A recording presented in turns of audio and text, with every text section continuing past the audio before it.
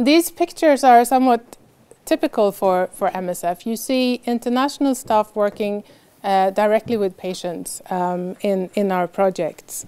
And this proximity is quite important for us, as we want to be near to our beneficiaries, near to our patients, for a number of reasons.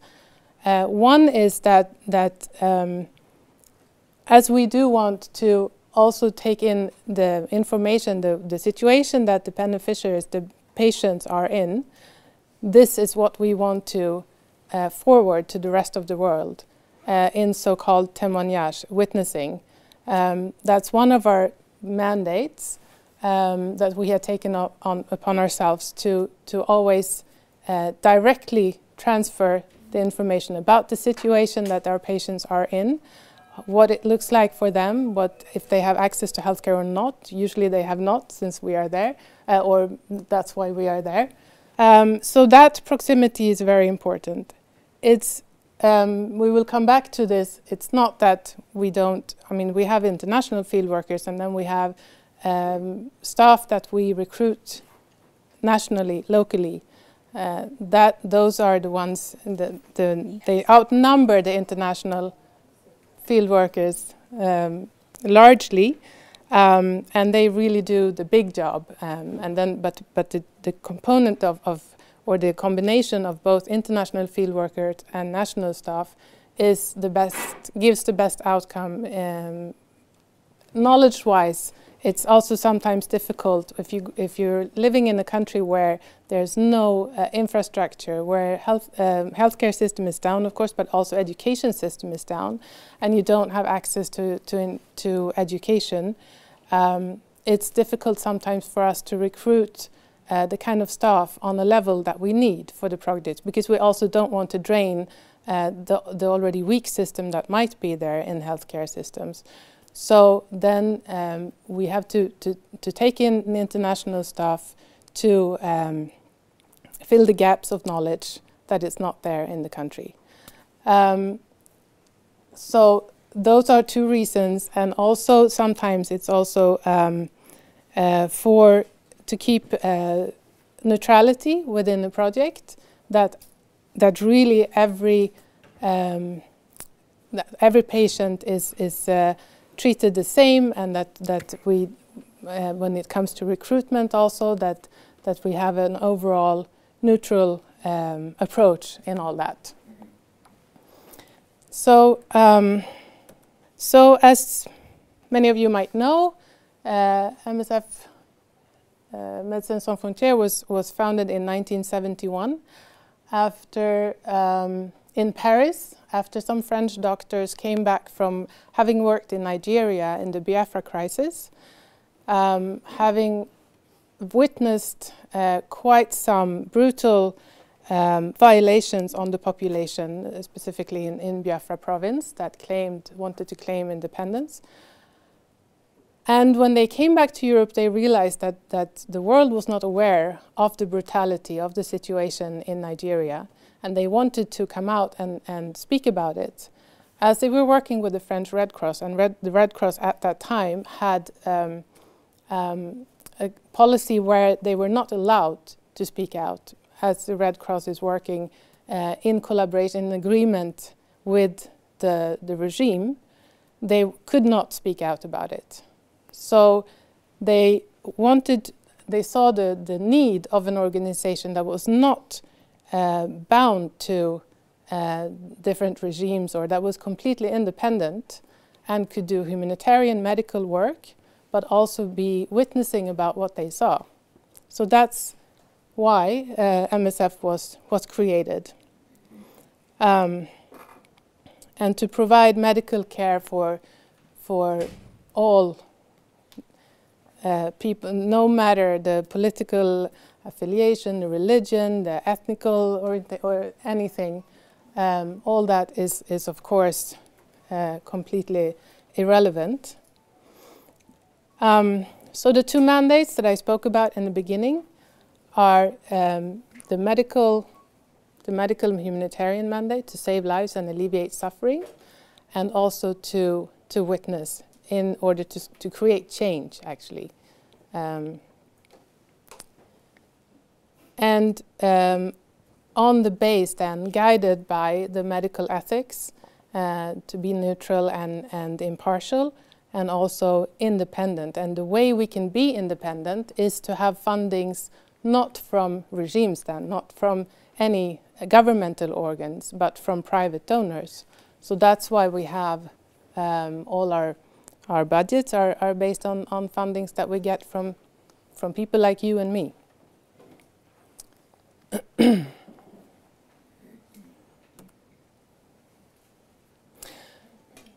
And so the organization was created and grew rather quickly.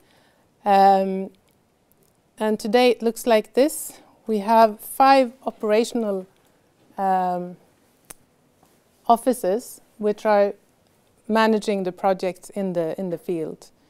And then to each operational section there's a partner section where we are one to the Belgium one. We recruit people, we do this témoignage, the witnessing part and advocacy, and we also raise funds. But we don't run any projects from here. There is an exception because maybe you have read about the project that we had in Götene. About a year we've had it. It was closed down last week, but it was for asylum seekers and for migrants, refugees that came here. We were helping out with mental health. Now we have handed over parts of that project to other actors. So it happens occasionally that we have projects also in a country like Sweden where you would think it would not be needed. But as we saw a huge gap in the mental health healthcare for refugees, we started out that project, but it's closed down now. Anyway, so usually partner sections are not operational. The projects are driven from these 5 offices here, and there are several international platforms to sort of overbridge the autonomy that actually is within these offices. Enough about that. A world map on where we have projects. It looks more or less like this over time. Of course, it changes a little bit from year to year, but if you look at it in numbers, it's last year we then had 468 projects in 71 countries. And as I said, 3,202 international field workers doing almost 8,000 or 7,700 missions, departures. But the huge number of staff that we have are the ones that we recruit locally, which are also doing the big chunk of the job. So where do we work? Of course, wherever there's a need for healthcare, wherever there are people not having access to healthcare. And that, of course, can happen very sudden, like when there are armed conflicts and the healthcare system is breaking down, or staff is running away, or the medical material and drugs are not reaching through to the facility. People are running away from armed conflicts, of course, and then you have gatherings of refugees or IDPs. IDP stands for internally displaced people. So those are refugees in their own country, so to speak. A refugee has to be crossing a border to be called a refugee. But when there are big assemblies of people, if there is any existing healthcare, of course, it's always really straining for them to cope with a large number of people. Natural disasters, of course, such as tsunamis, earthquakes, floodings, hurricanes, all those also gives both destroys existing healthcare, but also makes people flee or gather in other places where there might not be healthcare that can cope with a huge number of people. And then we have, and on top of this, you also see outbreaks, epidemic outbreaks, a lot of times when people gather in big places where there are sanitation issues not really good. You very often see epidemical outbreaks. And then we have people that might be marginalized and not having access to healthcare because of poverty, because of they are margin. Like for instance, the Rohingyas in Myanmar, that you probably have read about quite a lot in the news lately, that are not accepted or not allowed actually in the healthcare centers or in the healthcare system. Or you don't have access because you can't afford the existing healthcare, or there is no healthcare at all in the nearby area where you live. So those are the different reasons why we might enter an area after a thorough assessment. And yeah, as I mentioned before, these are the different things that might occur then in those settings, that you have epidemics, malnutrition, where often children are the most vulnerable and affected, infectious diseases such as, and I also wanted to say that we might be looked upon as an organization that are only doing really urgent, acute projects or missions. But we also do have quite some long-term projects where we work with HIV, TB, other projects that are sort of more long-term, where we can be for years, because that is what it takes to get the situation more under control. Water and sanitation is always crucial, of course. Clean water, I mean, no need to say that no one can live without clean water, and this is very often the problem in many places. So who do we then send out to the field? Doctors, of course, specialists. You need to have done your internship, AT, to be able to leave as a doctor with MSF. If you're a specialist, you need to be already done with your specialty training, your ST.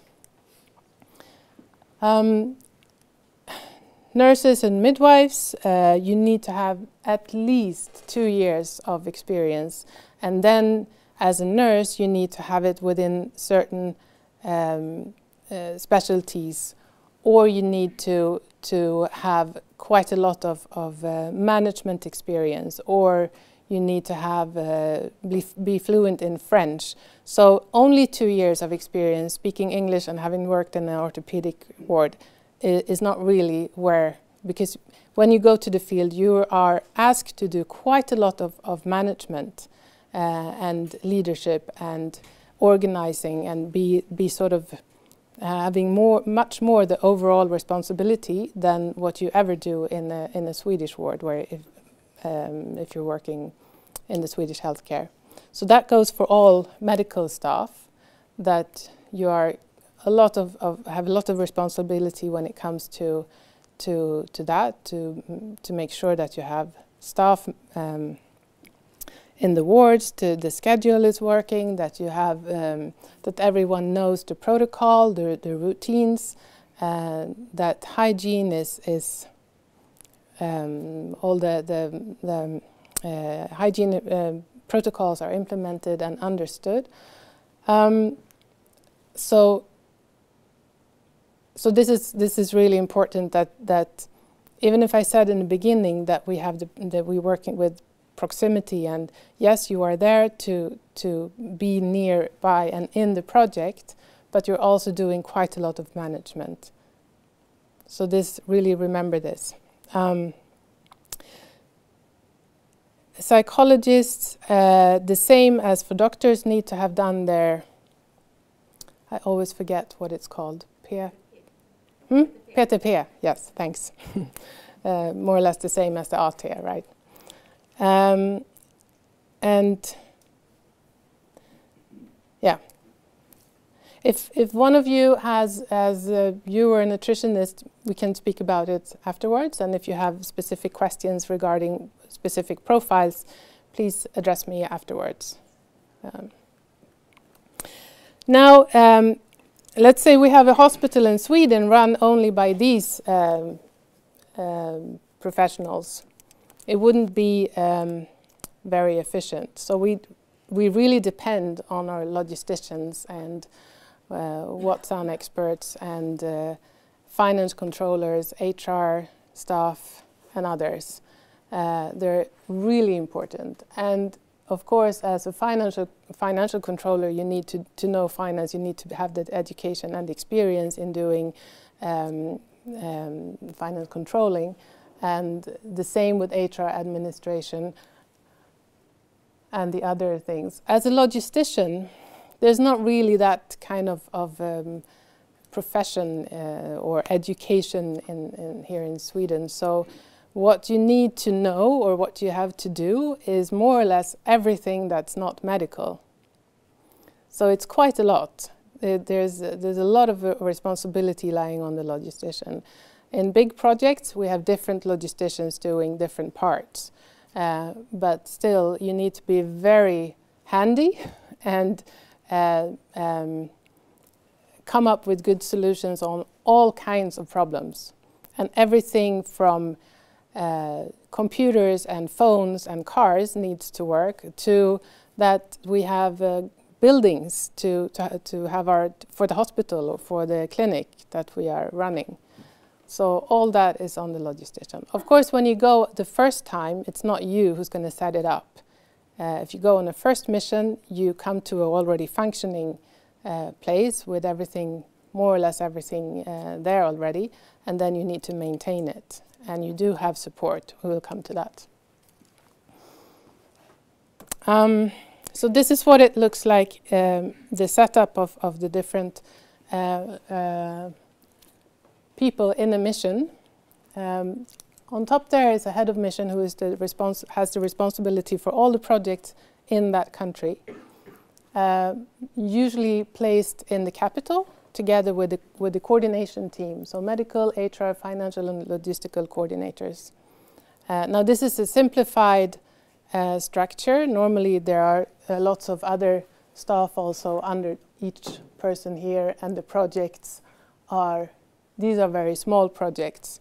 Usually they're maybe 20, 25, 30 or more people. And then also all the national staff.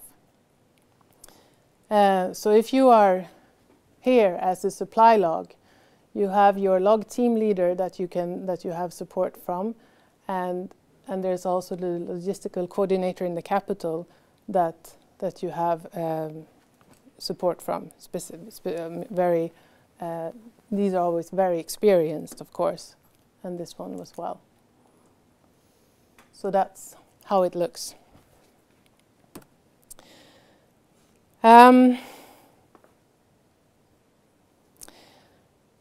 Now, to say that you need strong motivation, flexibility, stress tolerance is to put it very mildly.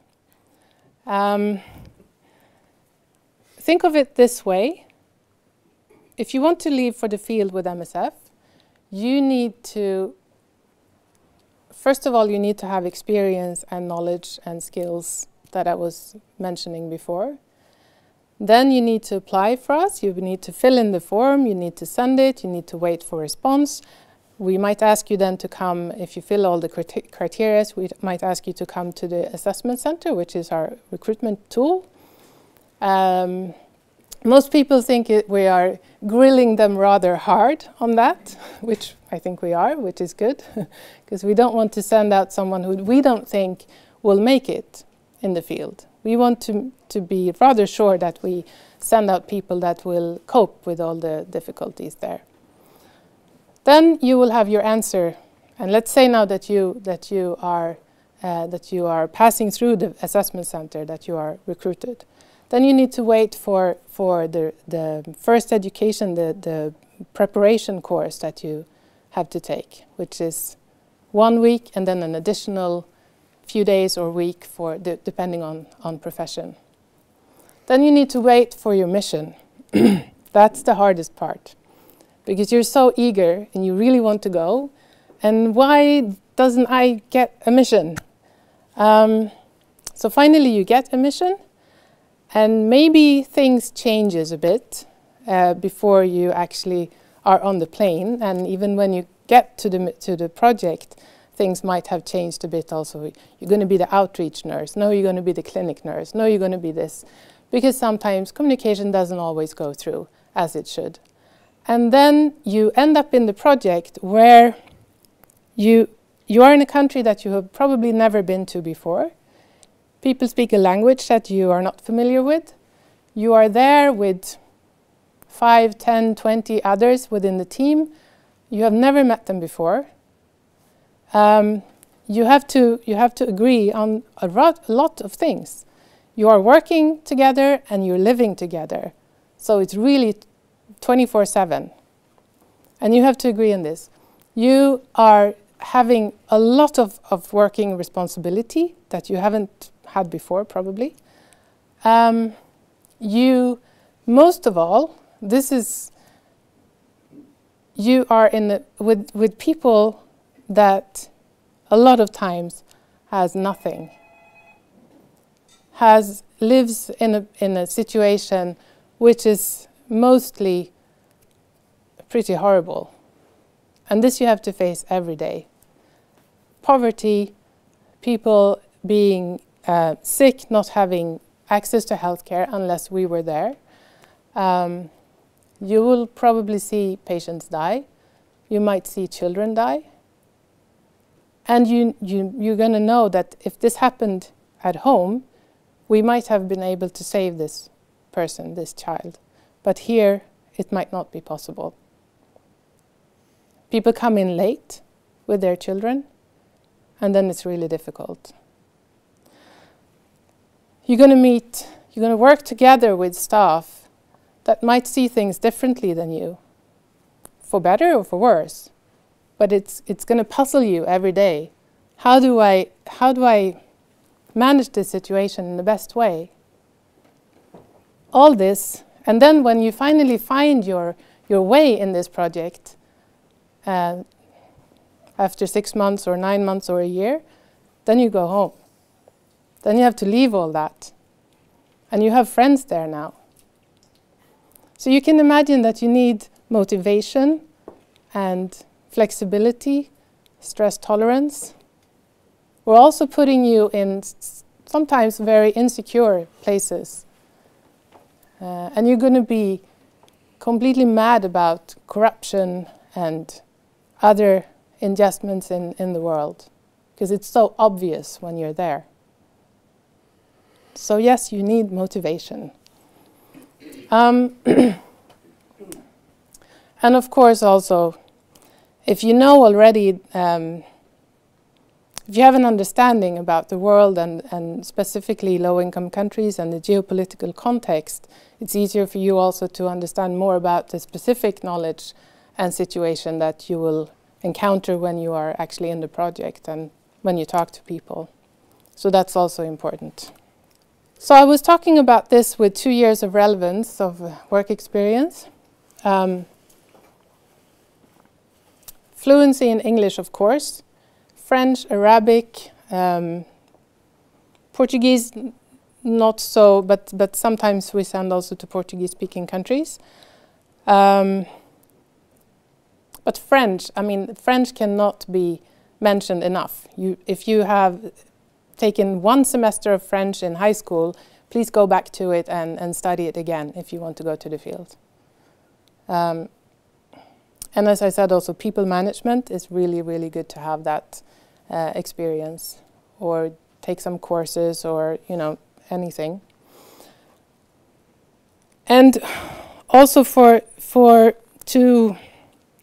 first time you leave for a mission, everything is new, like I said. The second time you leave, then things are starting to fall into places. You have experienced some of the things before. You start to understand the organization and how it works. So we don't want to lose that skill, that knowledge and the experience that you have after having left the first time. The organization and the beneficiaries, our patients, really need people to leave more than once. It's a huge investment for every new person that we recruit, educate, send out for the first mission. Even though you also contribute, of course, on your first mission, it's still quite a lot of learning period. So if you think about this, I didn't ask you before if you were here because you want to go to the field. I hope you are, that you're not dragged here by a friend or something. Some might be. But if you have that interest, then please also consider leaving more than once. Not to strain actually not to strain the financial healthiness of the organization. And of course, for the first time, definitely 9 to 12 months availability is a must in one row. As I said, we send you quite a lot to insecure contexts. You can't choose where you go, but you can say, I mean, there are some countries where we might hesitate also to send first missioners. But I mean, we can always have a discussion. If you feel that one country is too insecure for you, we will have that discussion. So it's not a must to go exactly everywhere. We do have, what you should know though, is that we do have quite a lot of experience. I mean, it's a few decades now that we've been working in quite insecure contexts all the time. So we have worked out a good system, and also our independency is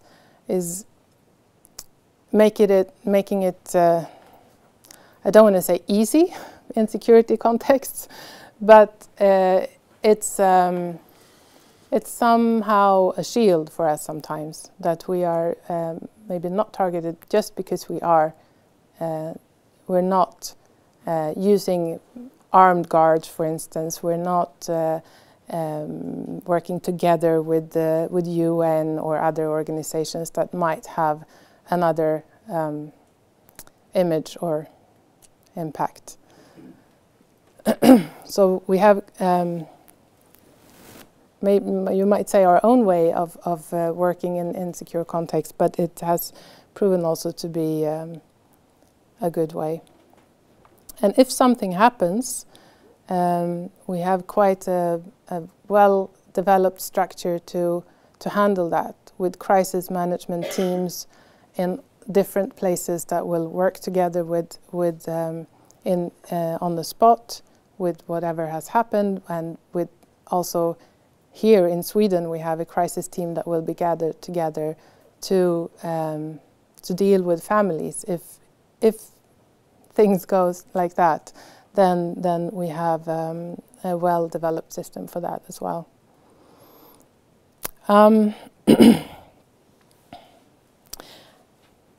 Something that returning home,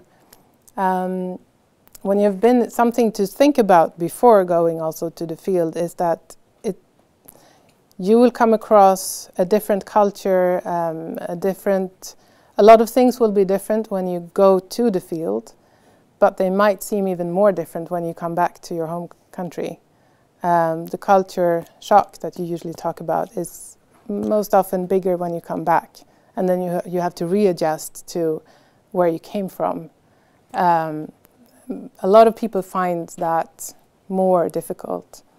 And if you have been in a security context where you have been used to always, look at try to analyze the context that you're in, and then suddenly you find yourself in the street here, looking at things in a completely different way, and that you have to sort of shut off that security thinking, and that can also be quite a shock to realize that you have sort of slowly grown into this mind state of security thinking, and then you have to jump out of it.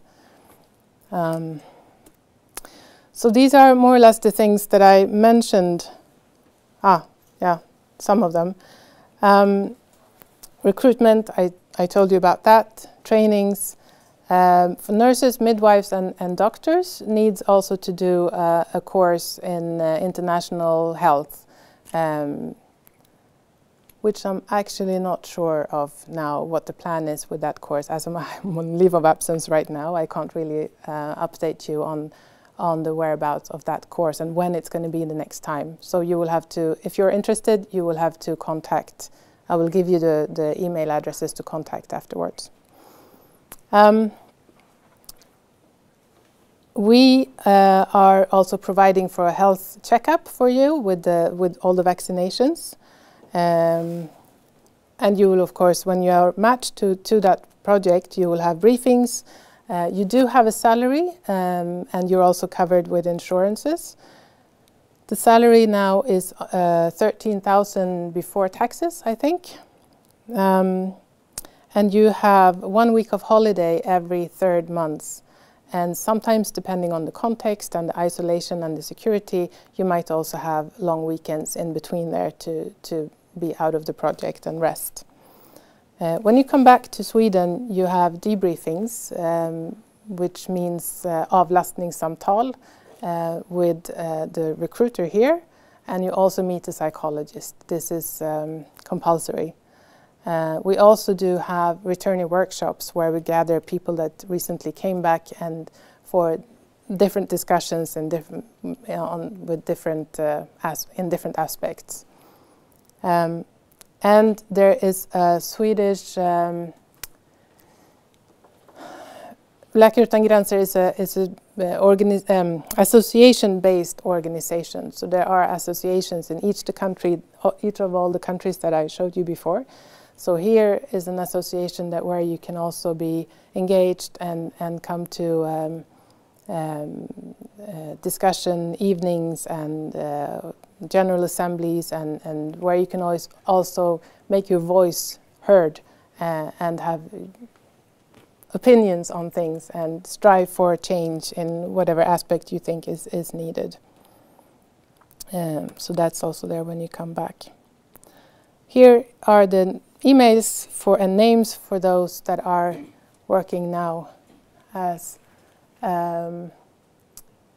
with recruitment and HR management right now. So please, they're also on the website, of course. So if you have any questions that you don't get the opportunity to ask us tonight, you can always email these people or call the reception and be transferred.